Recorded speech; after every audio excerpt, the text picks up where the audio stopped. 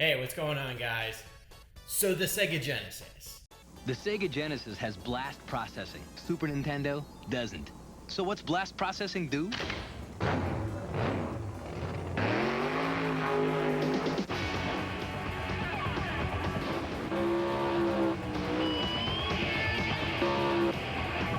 And what if you don't have blast processing?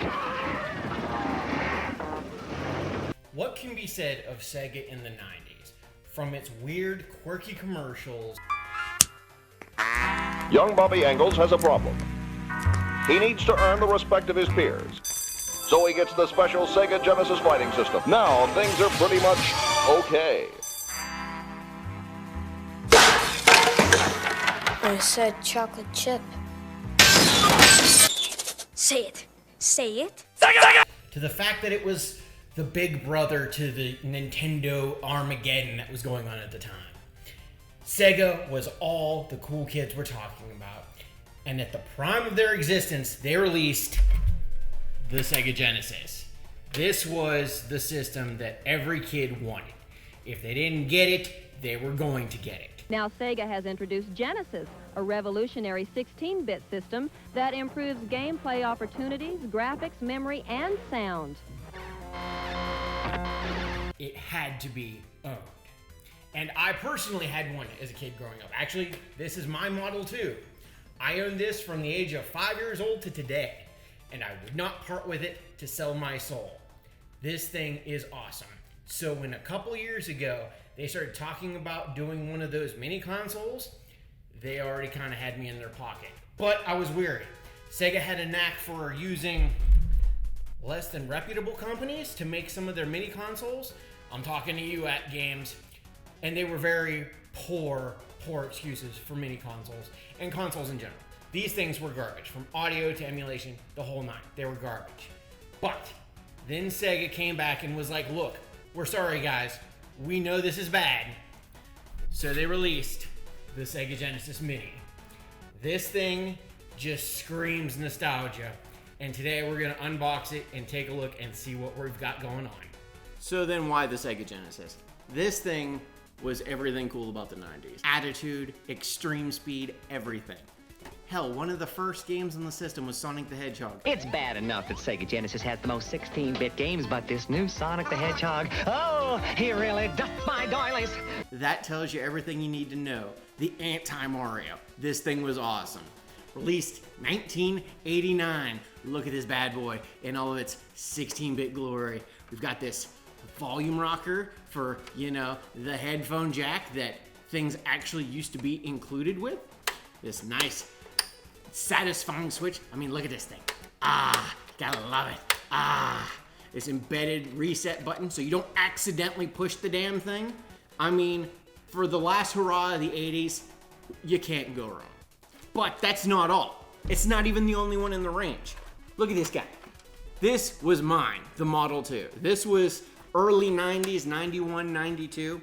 This was the guy that cemented it for everybody. More sleek, better designed. Look at it, it's gorgeous. Buttons and buttons and buttons and this satisfying little LED indicator. Now, I say that, but this is obviously a cheaper, cut down design like we see in a lot of modern day consoles, PS3, PS4. I mean, they all do it now. Oh, it's better, it's smaller. No, it's cheaper to make, let's be real. And then finally, Sega just kind of gave up the range on this one. This is actually the Sega Genesis 3. This was actually produced by Majesco because at this point, Sega just sold off the rights and was like, listen, the system still makes money.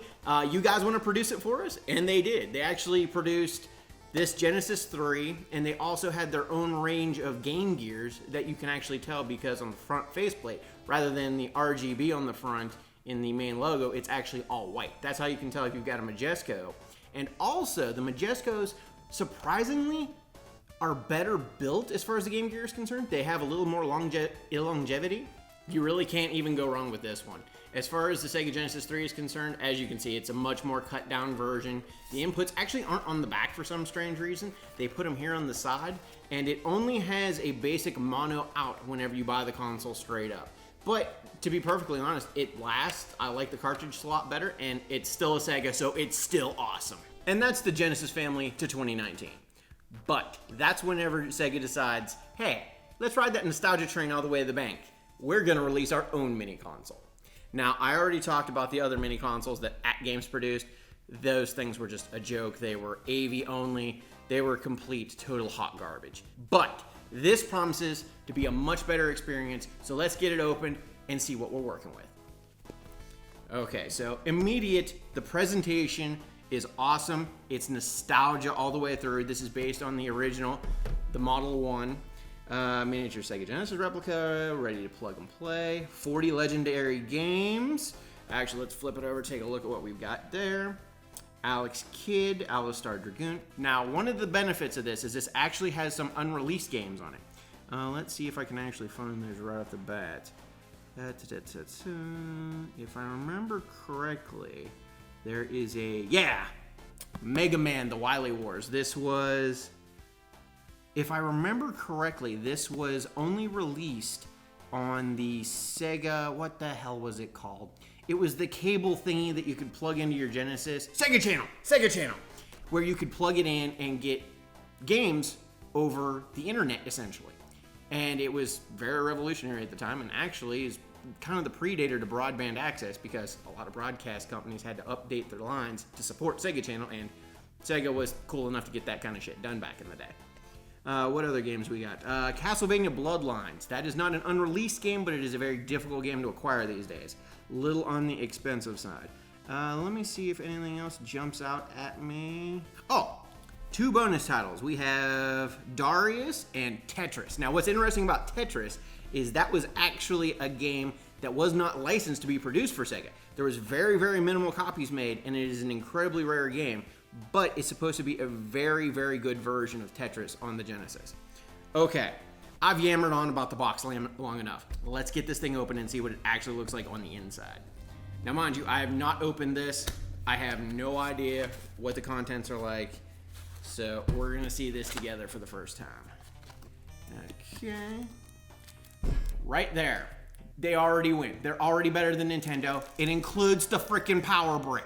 What is so hard about that? I understand that every person on the planet has like 100 of these USB power bricks, but that doesn't mean I don't want one to go with my system. I don't want to steal my cell phone charger to use on my mini Genesis that I spent $60, $70, $80 on. Okay. Number 2 for Sega. 1.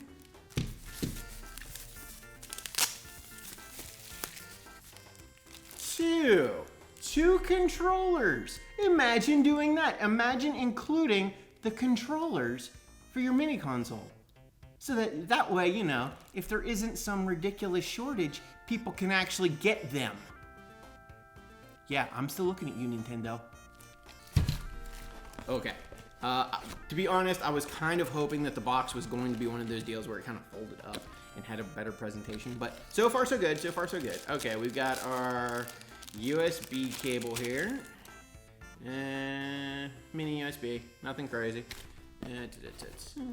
Sega Genesis Mini. Now this is something I wish that they'd have put a little more oomph on, because there's nothing really collectible, nothing nostalgic about the manual. Like, I have my original manuals.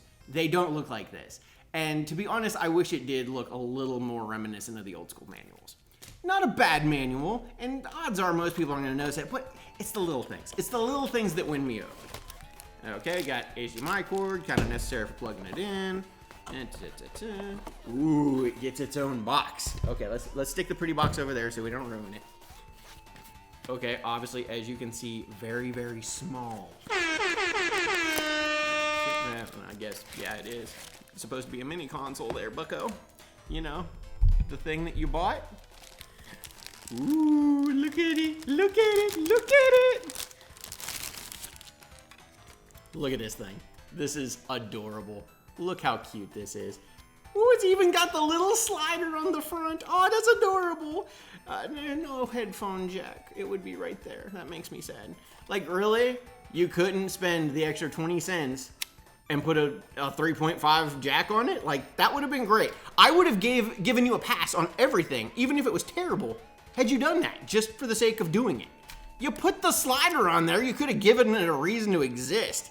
Okay, guys, okay. Shh. That felt good.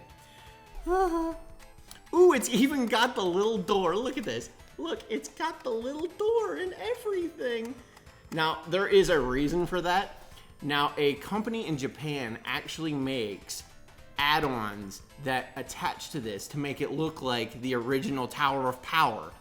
The 32X, the Mega CD, or the Sega CD from the States. It looks great. It does nothing, but it's an aesthetic thing. It's cute. Okay, so let's go over the ports. We got 2 front USB ports, obviously for controls, HDMI, and we have the DC in. Got a little HDMI logo on the bottom. We have our little logos there on the bottom to make sure that you know the model number and whatnot. Let's see, does this slide off?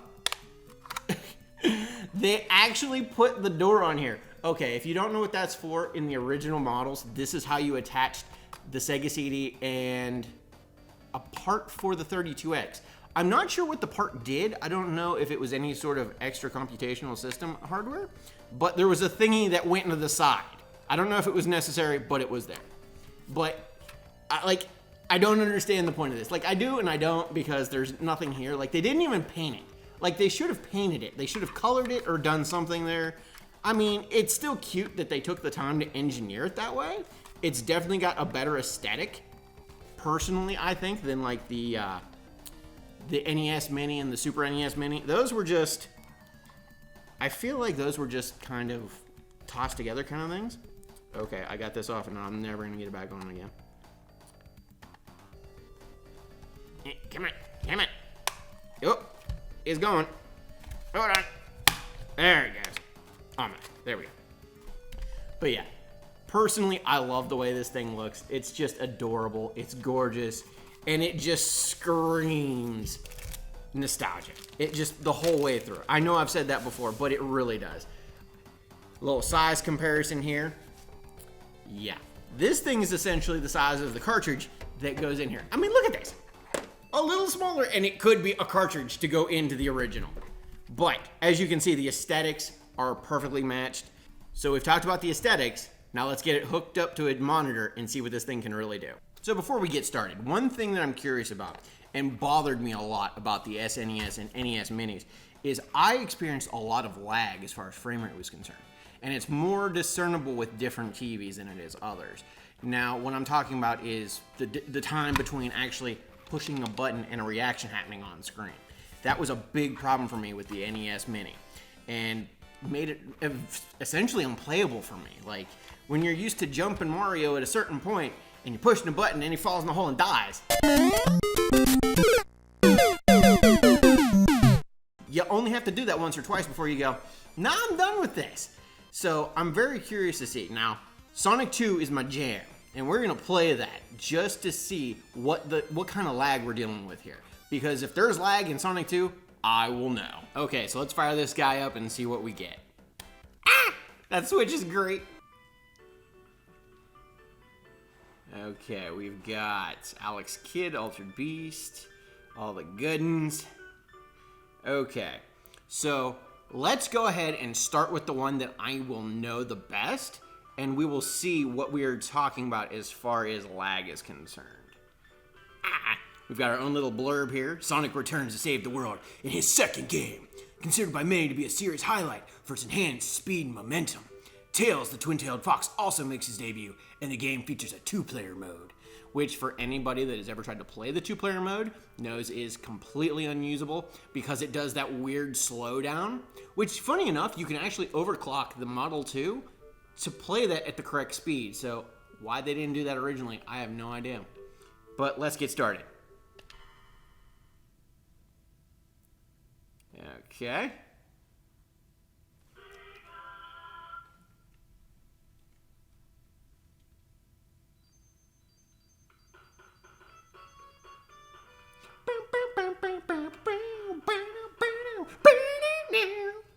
Like I said, I've played this game once or twice.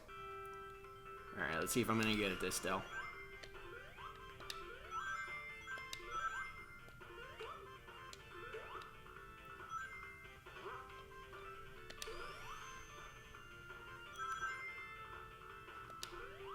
Now my best time is usually about 24 seconds, so we'll see if I can't do that.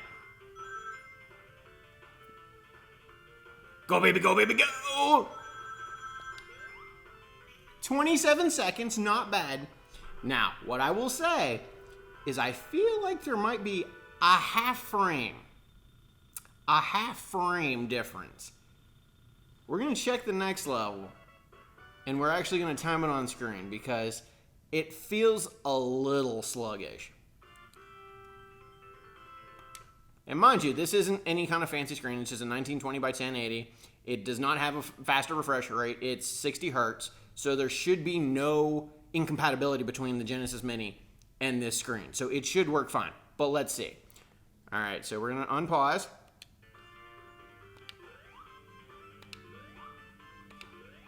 Maybe it's just my imagination. It seems pretty spot on. All right, let's do this.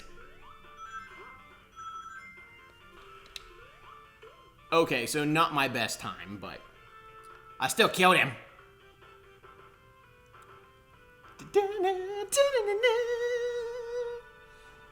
This is the kind of shit that I'm gonna hear on my deathbed. The music from this game will be playing in my head as I die. I guarantee it. But as far as the screen resolution is concerned, as far as the way that the game looks and plays, everything looks great. So yeah, Sonic 2 seems to run great. As far as I'm concerned, there's no lag, there's no interference, and this controller feels great. It feels exactly the way it should. So let's play something else. Let's play something out of the ordinary. Okay, Space Harrier 2 is one of my personal retro classic favorites, so let's give that a shot. Celebrated launch title for the Genesis Mega Drive. Now, the Mega Drive was the name for the Genesis in Europe. In the sequel to the popular 3D shoot-'em-up, Harrier takes to the skies once more to defend Fantasyland from a mysterious invader. That's the kind of shit that passed for story in the 80s and 90s.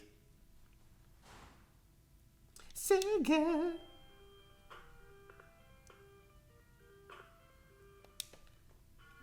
Okay. Let's do it. Rip and tear until it is done.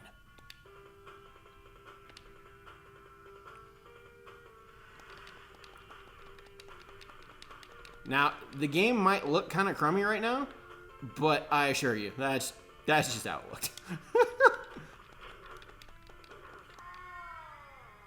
I said I liked the game. I didn't say I was any good at it.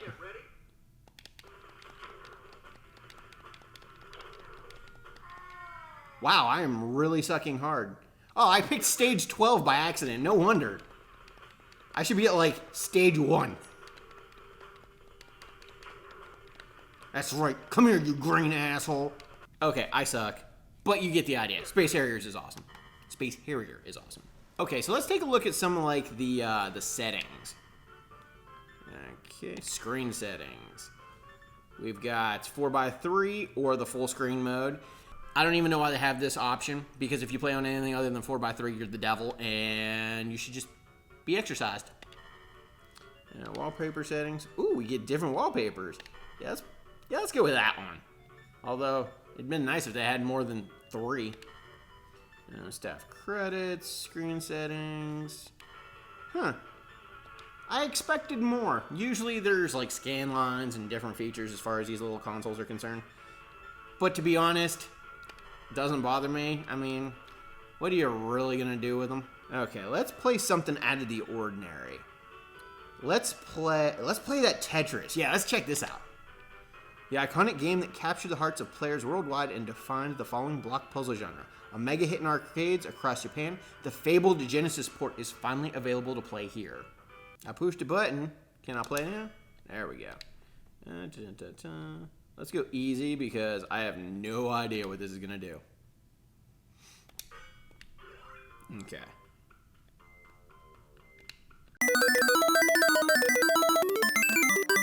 It's not turning! The square doesn't look any different, man!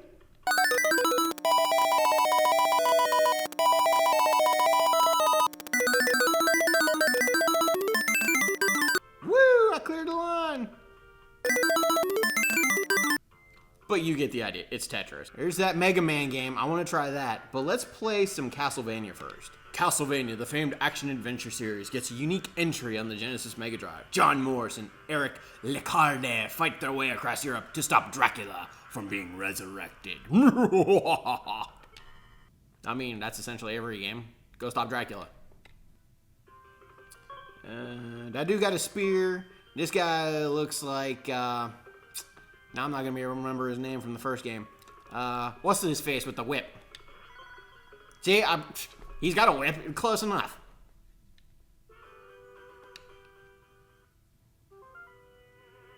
Dracula. I want to suck your blood. Alright, weirdo. Ooh, I like that music.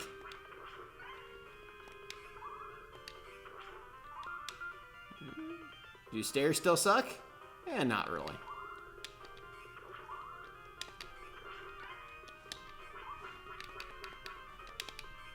Got my whip upgraded already. See it do anything? It does not. But that's okay. You only need 2 buttons in Castlevania.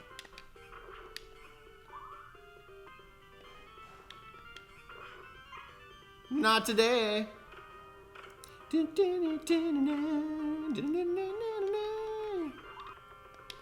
Ah! It's a Houndoom! In your face. In your face, doggy. I died. Okay, so... Oh, there we go. C button does do something.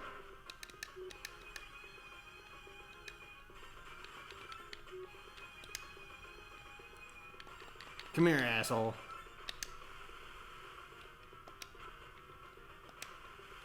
It's alright, I don't need to get close. I'll just throw boomerangs in your face. I got him! I killed him! Peter's gonna be pissed. Okay, but again, you get the idea. It's Castlevania. It's fun to play, and I will probably come back to this one and finish it, because this is actually really cool. For our last game, let's go ahead and try out this Mega Man. The first 3 games in the renowned Mega Man series compiled for the Genesis Mega Drive. Beat all 3 games to unlock Wily Tower, where you can challenge a new boss. Start game. Alright, load file 1. My jam was always Mega Man 2, so let's go there. Let's get it. Okay. Once again, this is a game that I really like, but am not very good at. So we're just going to pick at random. If I remember correctly, Airman's an asshole. So let's try Woodman. I will chop him down.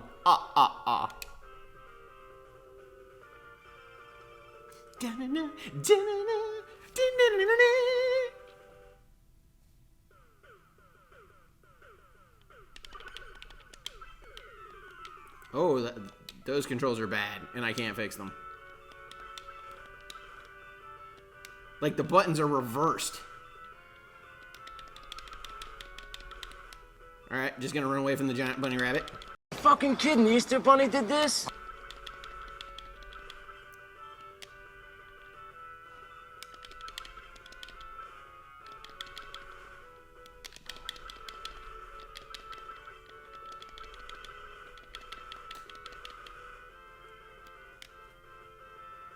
Like I said, I like the games. I'm not good at the games.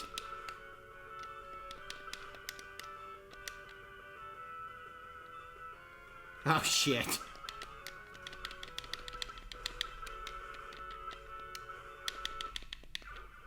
I exploded. Ha ha ha! Got him! Got your ass, that's him. Ah, fuck!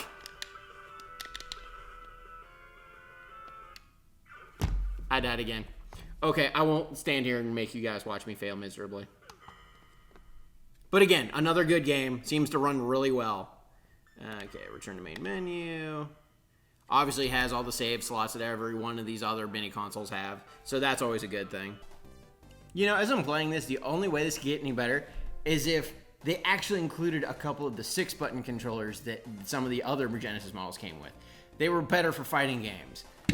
But it just so happens I happen to have one of the 6-button controllers. Now, mind you, you have to buy these separately, but what's really nice about these is it actually comes in the correct packaging for the model of Genesis that it went with. Let's get this thing open and take a look. Now, truth be told, this is actually my preferred method for using the Genesis because, like I said, the 6-button controller is just, it's smaller, it's better for fighters, it's just, personally, I think, a better design controller, and it's a little more reminiscent of like the Sega Saturn that came later. Now look at that. Correct usage of logos. How hard is that? Alright, so let's take a look at the controller as it's in its little cocooned. Ooh, listen to that. Oh, that's nice. Oh, that feels good. Yeah. But yeah, it's just the way it should be. It's actually got a really long cable for that. But again, USB, so I'd imagine that you could probably just plug this straight into a PC and use it the same way. Mode, 6 face buttons. Oh, that D-pad is so much nicer. But yeah, overall, this is a really nice controller and a really nice addition if you're gonna pick up the Genesis Mini. So then, overall, what do I think of this thing? This thing is great. It's adorable, it plays the games you want, and it's just awesome. No lag, excellent presentation, it has the features that you want, and none of the extra bloat that you don't need. And to be honest, you can add more games later, you know, if you want to get into that sort of thing. But this thing is absolutely worth a purchase. I'm actually going to link you guys in the description. GameStop's got them on sale right now for like $39.99. It is absolutely worth every penny of $40. Hopefully it stays on sale long enough so I can get this video up and you guys can pick one up. But I absolutely recommend picking one of these up. But I think that's all I've got for right now. So like and subscribe for more videos, guys. And until next time, I'll see you then.